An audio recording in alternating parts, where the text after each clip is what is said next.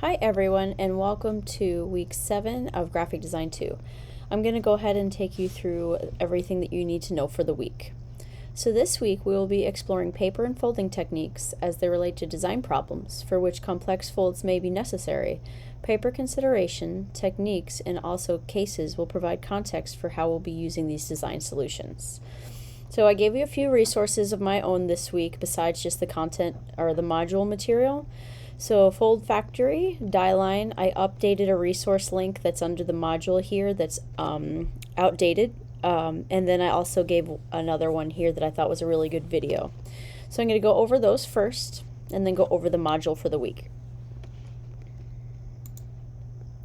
So the first thing that I gave you is foldfactory.com. You might have used it before if you've done anything with like a 3D type of brochure.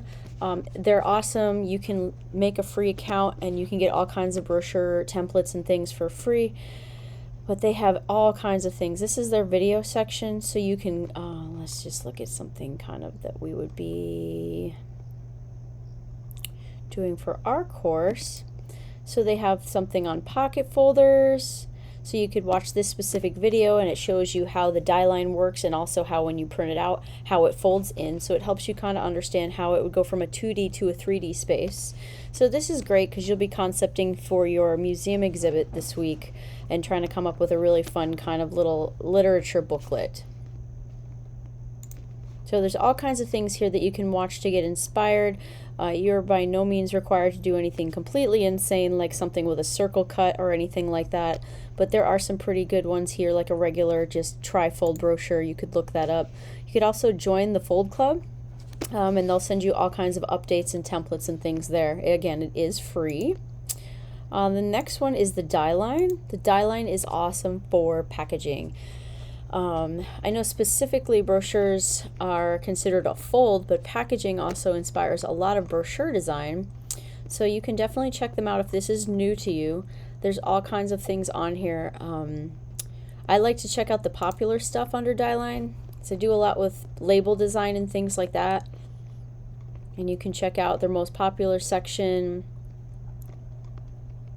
They sometimes have really fun things like this is the evolution of the Coca-Cola bottle.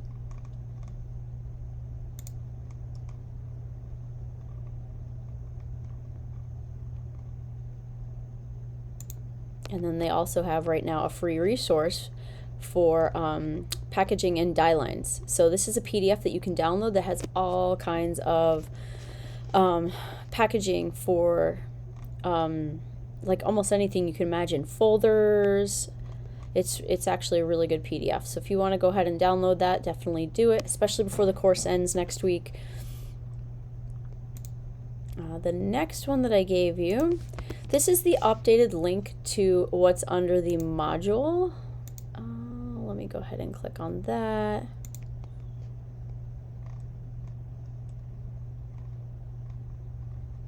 I realized I did not have this pulled up yet. Apologies there. Enjoy my scrolling. This one right here under the Learn section, when should you score a folded brochure? They did update the link to it to just not be under the blog section. Once the course is live, Liberty doesn't give me the ability to change any of the things in the modules that are locked. So I'm just going ahead and give you the link here to the correct one. So this is the readings, or one of the readings for the week.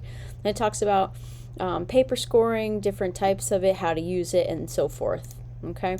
The last thing that I gave that's my personal references is resources is I gave you a link to YouTube to something on designer folds. It's actually a really great video to get you inspired with different types of folds. It's by a printing company named Smart Press, which I'm sure most of you are on YouTube. If you want to subscribe, they have amazing playlists. It's a print company and they do a lot of informational stuff.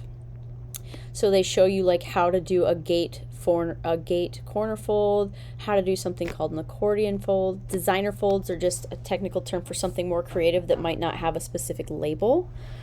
So the designer folds for me is just like top shelf. I mean, those are all super creative, not necessarily used over and over and over. Really, really good stuff. So if you get to portfolio and you're looking for something a little bit more creative, you might find some inspiration there for your own work or your own resume and things like that. So the playlist is great because you can see all kinds of things here that you can look at.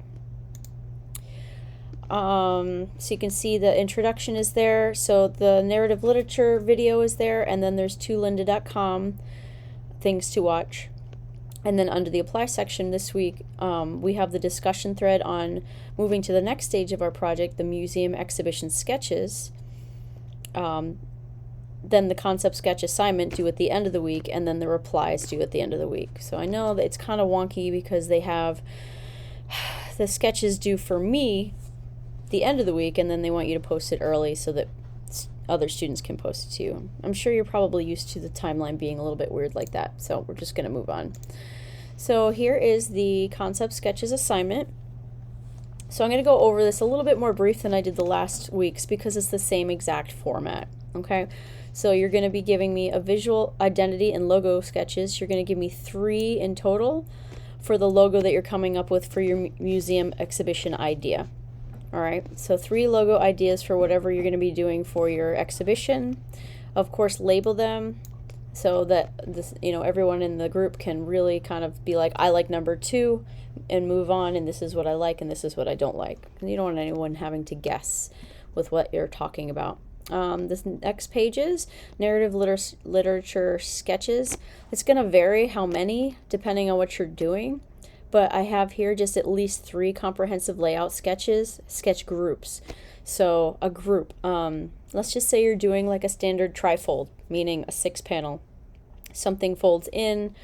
It's probably the most standard brochure you've seen. So if you're doing just a standard brochure, you would have 2 different thumbnails for that because you have an inside and you have an outside. So it really depends on the complexity of the fold that you choose with how many sketch groups you would have, but you want to have at least 3. Okay, so 3 different sketch groups for your brochures.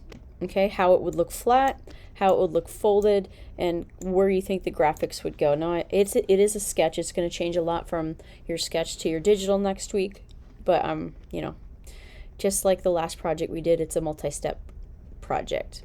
Okay, the environmental design sketches, you're going to have 5 of those. So 5 comprehensive layout sketches for your environmental graphics. So this is how you're going to be digitally executing your exhibition. So how it's going to look.